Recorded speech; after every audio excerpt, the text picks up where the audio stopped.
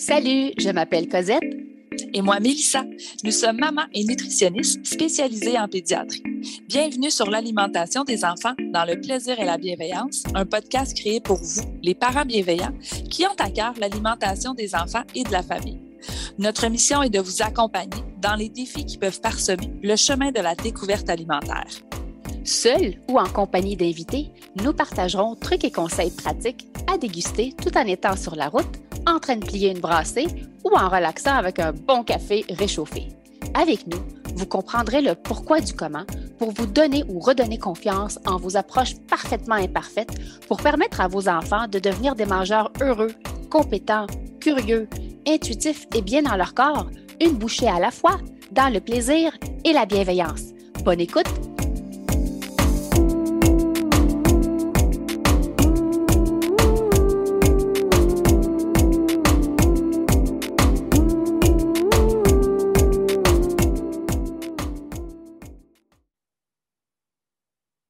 Salut le parent bienveillant et bienvenue au podcast L'alimentation des enfants dans le plaisir et la bienveillance. Salut Cosette! Salut Mélissa, comment vas-tu? Ça va bien et toi? Super! Aujourd'hui, donc, on a déjà mis la table avec le partage des responsabilités, qui est une manière concrète pour vous, les parents, de développer les compétences alimentaires de vos cocos jusqu'à l'âge adulte. Donc, aujourd'hui, Mélissa et moi, on va décortiquer c'est quoi ça, des compétences alimentaires. Exactement. Donc, en gros, avoir des bonnes compétences alimentaires, c'est se sentir bien par rapport à ce que l'on mange, s'intéresser à la nourriture en général et particulièrement aux aliments qu'on connaît moins. Ça, c'est un gros défi pour les cocos. Faire confiance à soi-même et à son corps pour déterminer ce qui est mangé et en quelle quantité et prendre le temps de manger en portant une attention particulière à l'acte de manger. Donc, en gros, c'est ça, avoir des bonnes compétences alimentaires. Et le partage des responsabilités, donc le cadre qu'on a déjà développé dans les autres épisodes, je pense que vous l'avez deviné, il ne dicte pas ce que l'on devrait manger ou combien on devrait manger. Il s'agit plutôt d'un cadre de principes qui vont soutenir comment on devrait manger.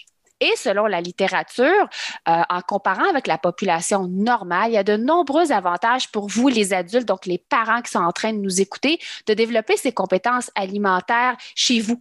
Donc, parmi les avantages, c'est une alimentation de meilleure qualité à long terme, une meilleure qualité de vie, donc moins de préoccupations par rapport au poids, moins de risques de souffrir de compulsions alimentaires, de meilleures aptitudes sociales, une meilleure estime personnelle, de meilleures habitudes de vie, une meilleure qualité de sommeil et de meilleures aptitudes parentales en lien avec l'alimentation. Donc, il s'agit autant pour les parents et les enfants, une façon d'appliquer le modèle des compétences alimentaires que je viens d'énumérer. Donc, c'est ça, le partage de responsabilités. Alors, les effets d'appliquer ce modèle-là, c'est que les enfants se sentent, eux, bien dans leur alimentation. Ils sont curieux de découvrir de nouveaux aliments et tendent à vouloir manger les mêmes choses que vous. Ça, souvent, les parents ont de la difficulté à nous croire, mais les enfants veulent apprendre. Ils veulent manger les mêmes aliments que nous. Ils mangent bien, ils grandissent bien habituellement lorsqu'on suit ce cadre-là. Ils finissent par apprécier les repas en famille et apprennent à bien se comporter à table. Puis quand je dis à bien se comporter à table, on s'entend, c'est selon leur niveau de développement. On ne s'attend pas à la même chose d'un petit coco de 3 ans qu'un enfant de 7-8 ans. Donc vraiment, donc il apprend comment on s'assoit à table, de quoi on jase, est-ce qu'on reste assis, est-ce qu'on gigote. Donc cela, encore une fois, son niveau de développement et son tempérament. Ils vont grandir en devenant des mangeurs compétents et vont bénéficier à leur tour de tous les avantages de ce modèle-là que j'ai énuméré auprès des adultes. Alors, si je me reviens à Hélène Satter, vos enfants, ils naissent avec des compétences innées. Donc, notre rôle, nous, en tant que parents, c'est de leur permettre de les préserver, ces compétences-là. Et c'est quoi ces 3 compétences-là? La première, le désir de manger. Avez-vous vu un nouveau-né, vous, avoir faim? Hein? Il nous le démontre assez clairement par des cris, par des pleurs, donc le désir de manger. Deuxième, c'est la capacité de se réguler en se basant sur leur faim, sur leur appétit et leur satisfaction. Allô, le mangeur intuitif. Donc, lorsqu'on dit les enfants sont nés avec la capacité de rester des mangeurs intuitifs, ben, c'est à ça qu'on fait référence. C'est une compétence innée chez les cocos. Et la troisième compétence, c'est qu'ils ont la capacité de se développer selon leur prédisposition. Ouais. OK? Alors, voilà, ça, Mélissa, je pense que tu vas pouvoir développer. Oui, ben moi, j'aime bien dire, ouais, puis j'aime bien ajouter aussi des fois avec les parents que quand on dit de faire confiance au corps des enfants, en fait, puis ils sortent, puis je le sais pas, ils sortent pas avec leur pédigree, il va mesurer tant, il va peser tant, il va avoir les cheveux rendus à l'âge adulte, je le sais pas. Donc, moi, pendant l'enfance, pendant l'adolescence, je peux pas, faut que je fasse confiance au corps de mon enfant, puis je veux que mon enfant apprenne aussi à faire confiance à son corps parce que c'est vraiment lui qui va justement là pouvoir justement grandir et avoir une croissance qui va être optimale. Puis quand on dit qu'on veut pas que les parents viennent interférer avec ces compétences innées-là, ben on l'a bien vu avec le partage des responsabilités, justement. Si le parent ne fait pas confiance au corps de son enfant parce que l'enfant peut-être est au plus bas dans les courbes ou à l'inverse, l'enfant est au plus haut dans les courbes, puis là, on pense qu'il faut qu'on fasse attention, il faut qu'on prévienne des carences, il faut qu'on prévienne des choses pour le futur, ben à ce moment-là, je viens interférer avec cette capacité-là que le corps va avoir de faire grandir votre enfant comme il se doit et comme la génétique va l'avoir déterminé parce que la grande partie de tout ça est déterminée génétiquement déjà quand il sort. Donc, on n'a vraiment pas de contrôle là-dessus malgré tout ce qu'on peut bien nous faire croire sur le contrôle du corps et du poids. Oui. Donc, ça, c'est la partie des compétences qui sont innées. Oui. Et les enfants vont apprendre aussi certaines compétences alimentaires, une étape à la fois, au fur et à mesure qu'ils grandissent. Et notre rôle en tant que parents, c'est de leur enseigner ces compétences-là. Alors, elles sont, je vais couvrir la petite enfance, l'enfance, puis je vais laisser Mélissa progresser vers l'adolescence. Il y en a beaucoup des compétences alimentaires, mais je pense que c'est important que vous sachiez elles sont quoi lorsqu'on fait référence à un mangeur qui est compétent. Ouais. Donc, si je parle de la petite enfance, donc de 0 jusqu'à l'âge de 5 ans, les compétences alimentaires que l'enfant va apprendre, c'est la première, c'est de rester calme à l'heure des repas. La deuxième, c'est d'être connecté à l'heure des repas. Donc, écouter ce que son bedon lui dit, être connecté avec les gens autour de la table. Gérer les étapes nécessaires pour mastiquer et manger. Ça, on l'a déjà dit, manger, c'est un apprentissage. Ça peut prendre jusqu'à 2-3 ans apprendre à bien mastiquer les aliments et ça, c'est des choses qu'on va enseigner à notre enfant. Il y a des choses qui vont venir naturellement par leur développement oral, puis il y a des choses qu'on va leur apprendre. Ils vont également apprendre à suivre la routine familiale des repas et des collations. Donc, on mange à telle heure, on s'assoit, on va mettre les napperons, on va mettre les fourchettes, on va mettre les assiettes. Donc, ils vont suivre la routine familiale. Ils vont également participer au repas avec des gens qui sont familiers. Donc, ils vont être à l'aise. Ce que je veux dire par ça, c'est qu'ils vont être à l'aise et confortables de refuser poliment un aliment qu'ils ne sont pas prêts à goûter ou à explorer. Donc, ils ne se sentiront pas coupables de dire non à un aliment parce que ils sont à l'aise avec ces gens-là. Et développer cette aisance-là avec des gens qui ne connaissent pas va venir un petit peu plus tard. Donc, lorsqu'on parle de connexion à table, la confiance, développer une confiance entre moi et mon enfant pour que lui puisse avoir confiance en lui. Donc, c'est vraiment à ça qu'on fait référence à l'heure des repas. Donc, ça, c'est vraiment la petite enfance. Et plus l'enfant grandit, donc, il rentre à l'école. Hein, Mélissa? Ouais. Oui, c'est ça. Puis moi, j'aimerais ajouter aussi dans le 0-5 ans, là, on en a parlé brièvement dans nos épisodes sur le partage des responsabilités, mais quand on parle de rester calme, rester connecté au repas aussi, l'importance de la période de transition, comme on expliquait, tu sais, les crises de bacon avant le souper, votre enfant, justement, qui se sent pas bien, c'est pas un enfant qui va être bien une fois assis à table et ça peut venir interférer, on l'a bien dit dans nos autres épisodes précédents, sur ses capacités internes et toutes ces ces compétences-là qu'on vous a énumérées dans le 0-5 ans, il n'est jamais trop, puis toutes les autres que je vais vous énumérer aussi pour se rendre jusqu'à 17 ans, il n'est jamais trop tard pour les mettre en place. Encore une fois, tu sais, jugez-vous pas, tapez-vous pas sur la tête si vous dites, oh mon Dieu, mais nous, tu sais, justement, c'est complètement le chaos. Puis, ben, toutes ces compétences-là, on veut les maintenir. Il va les acquérir. C'est les premières qui va acquérir dans les premières années, premiers mois de vie. Mais après ça, on veut aussi les maintenir tout au long de l'enfance et tout au long de l'adolescence.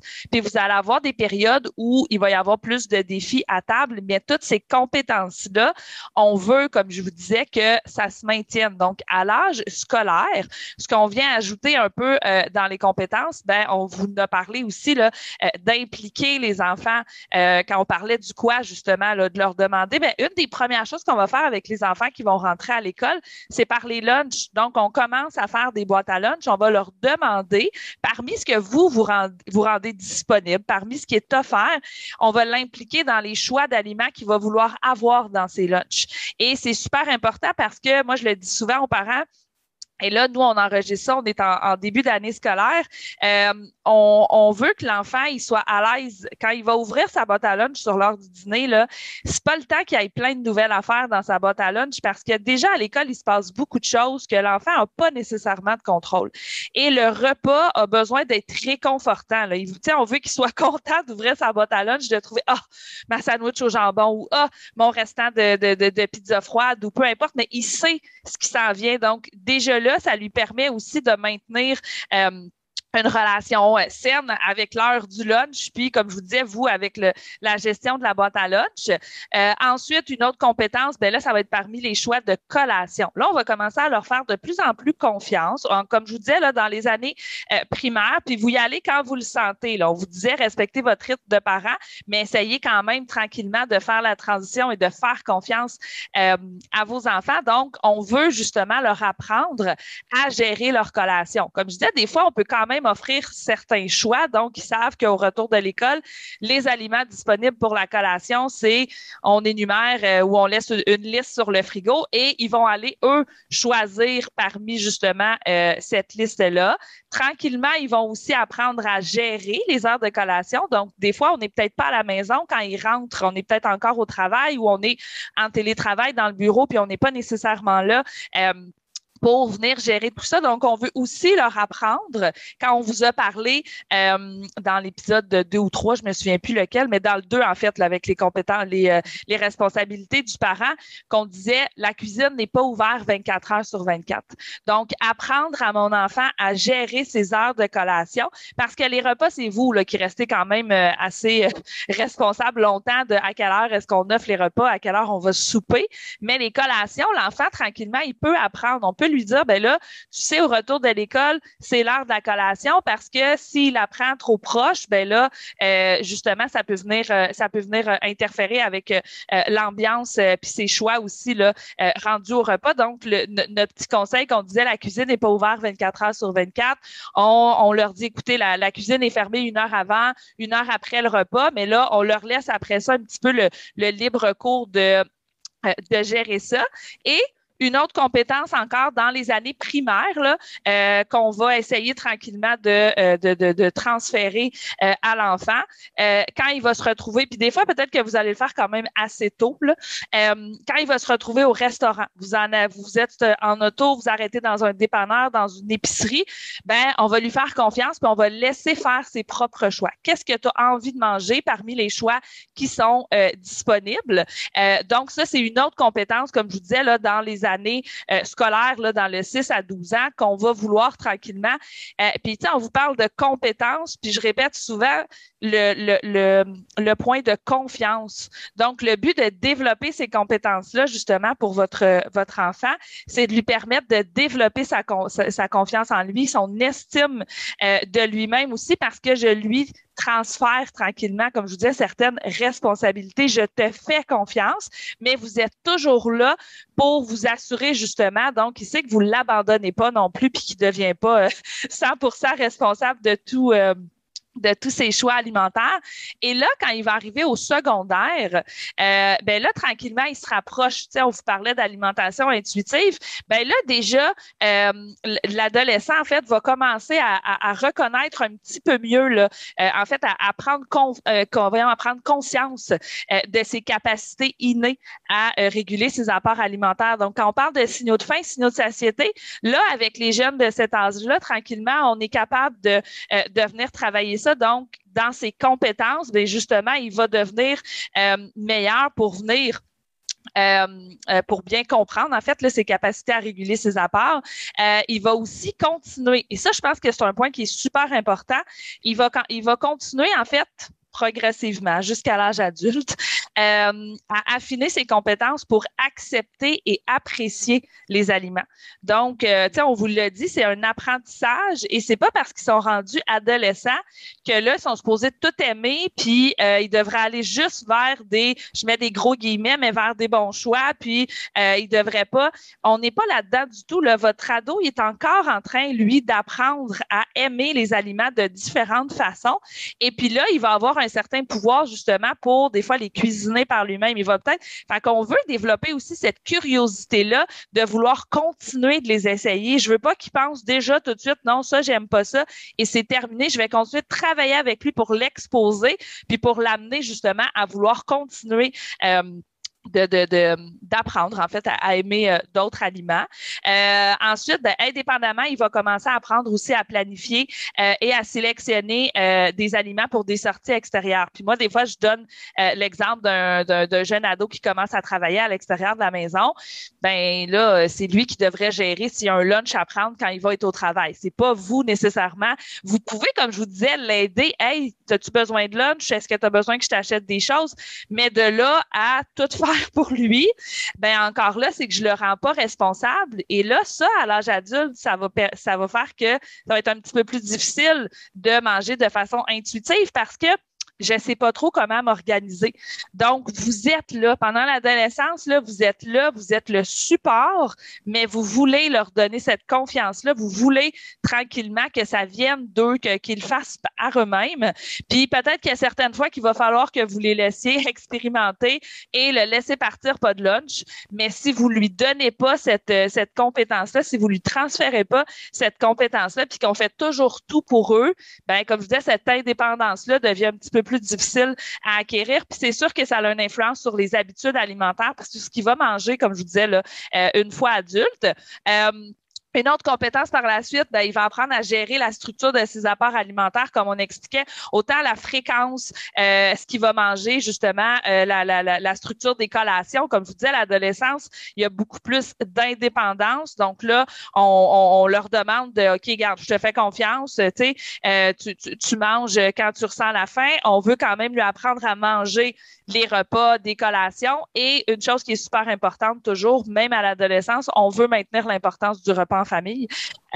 Donc, super important justement de demander à notre ado, peu importe quand est-ce qu'il va avoir mangé, ben on veut quand même que quand c'est possible, s'il est à la maison, là, il est pas dans un sport ou il est pas en train de travailler, qu'il vienne s'asseoir avec nous. Mais moi, je le dis des fois, même s'ils mangent pas parce qu'ils ont peut-être mal géré leur horaire ou parce que ça ne donnait pas, mais au moins qu'ils viennent s'asseoir avec vous pour que ce moment-là de connexion en famille, vous continuez de l'avoir. Ce sera peut-être pas réaliste à tous les soirs, mais si on est capable de l'avoir 3, 4 fois, 5 fois par semaine, déjà, c'est mieux que rien du tout. Puis à l'adolescence, ça va devenir des moments qui sont hyper privilégiés. Si vous l'avez bien mis en place pendant l'enfance, cette importance-là, votre ado, là, il va quand même avoir envie de venir s'asseoir avec vous, là. Ce sera pas, tu sais, il n'a pas nécessairement envie, il a encore besoin lui aussi de cette connexion-là. Il va peut-être juste pas vous la témoigner de la même façon, mais comme je vous disais, essayez d'avoir ces moments-là aussi, même s'ils sont pas très nombreux dans une semaine, puis peut-être qu'il y a des semaines où vous n'aurez pas réussi du tout,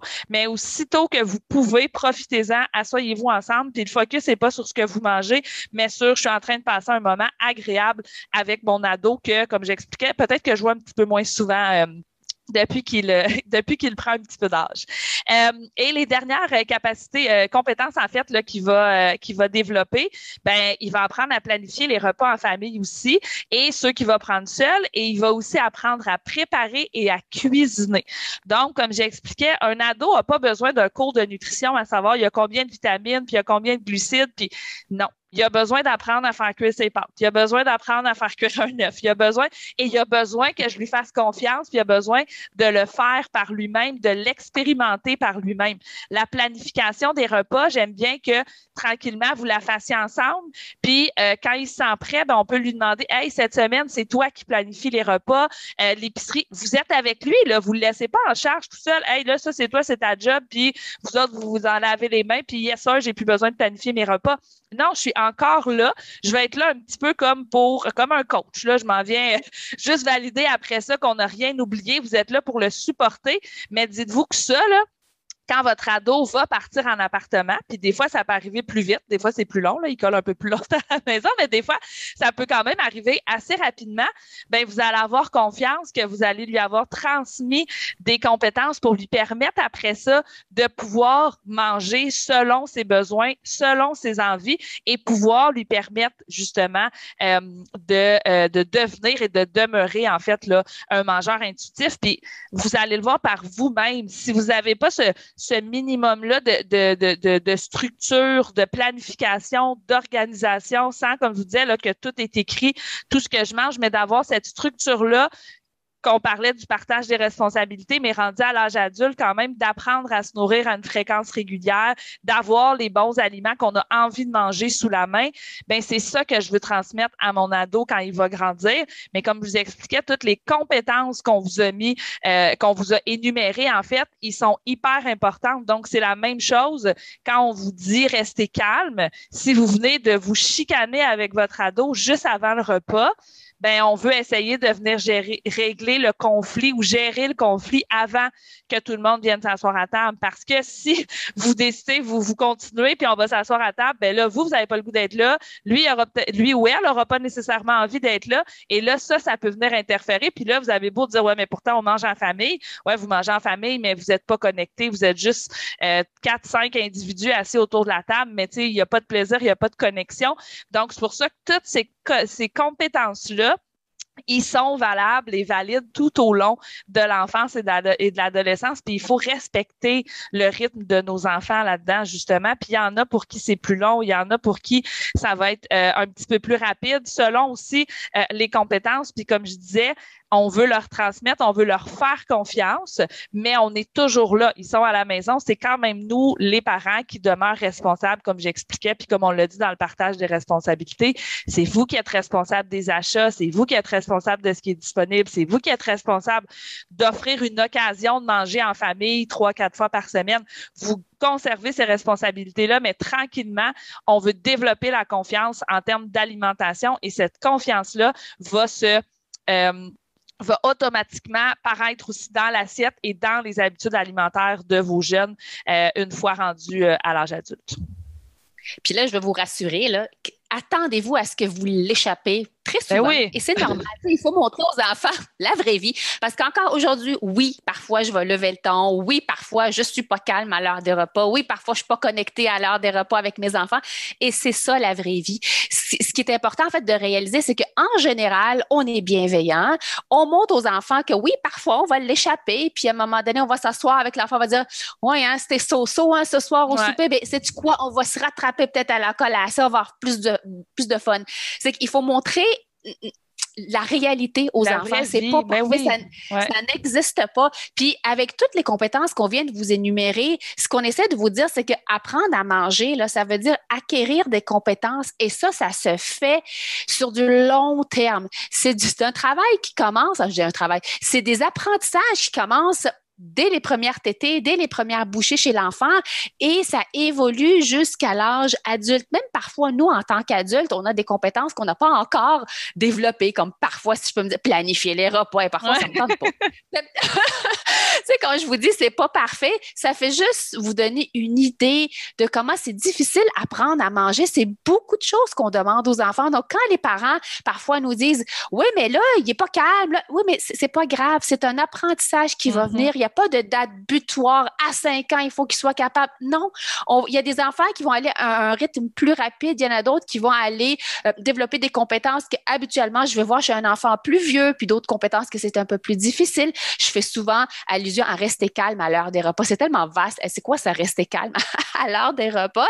Ça peut être variable d'une famille à l'autre. Il y en a qui parlent très fort à l'heure des repas. Tout le monde parle fort. C'est correct pour vous parce que ça fait partie de vos valeurs. Ça parle fort, on a du fun, on rit, ben c'est correct. Mais pour d'autres familles, rester calme, c'est je parle à voix basse parce que moi, ça me dérange quand ça crie fort dans mes oreilles à côté.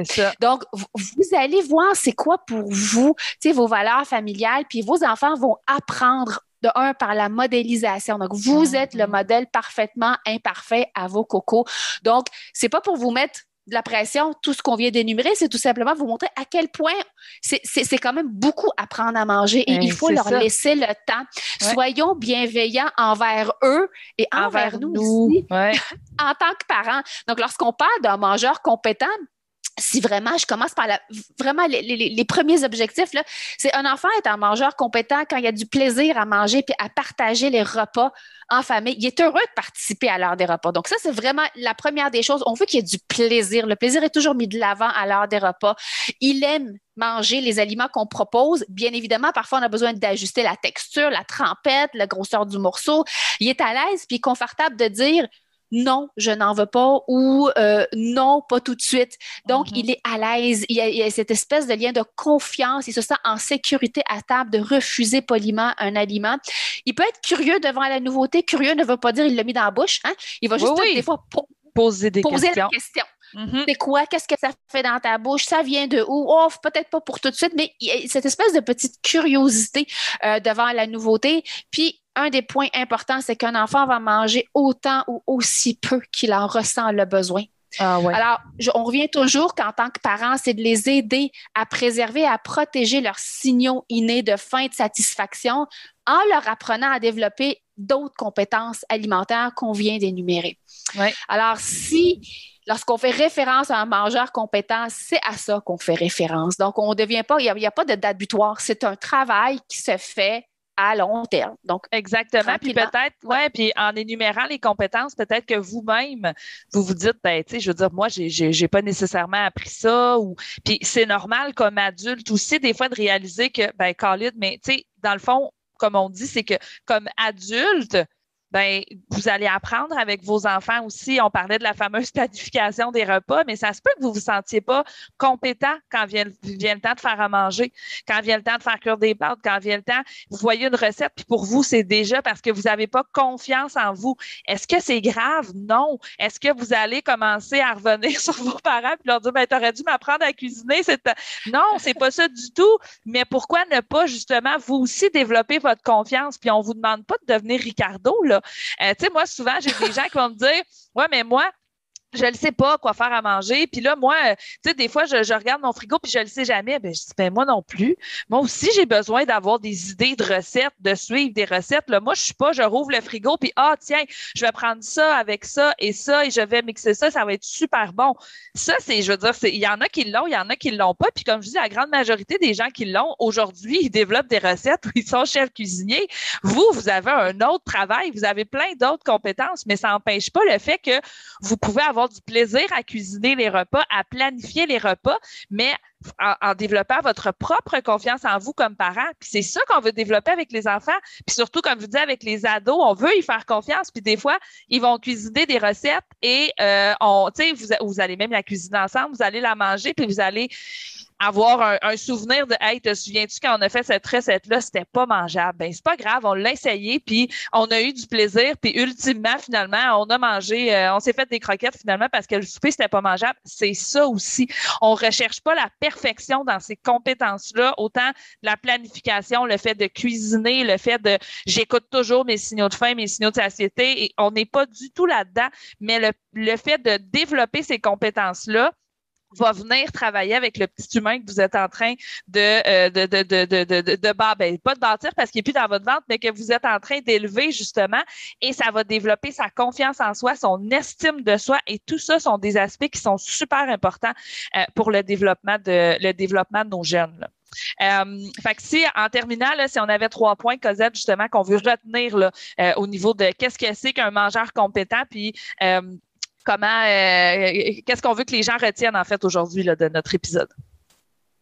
Bon, si j'ai 3 points à souligner, c'est que nos enfants naissent avec des compétences innées. Puis notre rôle, c'est de leur permettre de les préserver. Deuxième point, c'est notre rôle est également de leur enseigner certaines compétences alimentaires, et c'est pour ça qu'on revient toujours au cadre proposé dès la petite enfance avec le partage des responsabilités pour les accompagner dans leurs apprentissages. Et sachez qu'il y a de nombreux avantages, comme on les a énumérés en début de l'épisode, pour les adultes de développer eux-mêmes aussi leurs compétences alimentaires. Et là, ne vous inquiétez pas, pour les compétences dans les prochains épisodes, on va probablement les décortiquer pour vous donner des trucs, astuces pratiques sur surtout comment rester calme à l'heure des repas, comment être connecté. Mais qu'est-ce que ça veut dire être connecté? Je suis pas connectée. Ouais. C'est pas connecté après mon téléphone ni mon iPad, là, c'est autre chose. Mais en gros, on voulait juste mettre la table sur c'est quoi un mangeur compétent, puis on va vous accompagner là-dedans dans les futurs épisodes. Alors voilà, j'espère que tu as aimé cet épisode. Si c'est le cas, abonne-toi à notre podcast. Si le cœur t'en dit, tu peux nous laisser une note ou un commentaire écrit, car c'est de cette manière qu'on peut faire connaître le podcast à d'autres parents, futurs parents, des gens qui gravitent autour de la parentalité en général. Tu peux aussi nous écrire en tout temps si tu as des sujets ou des inquiétudes en lien avec l'alimentation de ton ou de tes enfants. Ce podcast, on l'a créé pour toi et on souhaite du plus profond de notre cœur de maman et de nutritionniste qu'il puisse répondre à tes besoins aujourd'hui. Merci tellement d'être là. On a hâte au prochain épisode pour continuer de connecter avec toi et jaser alimentation des enfants dans le plaisir et la bienveillance. Bye bye et à la prochaine. Bye May.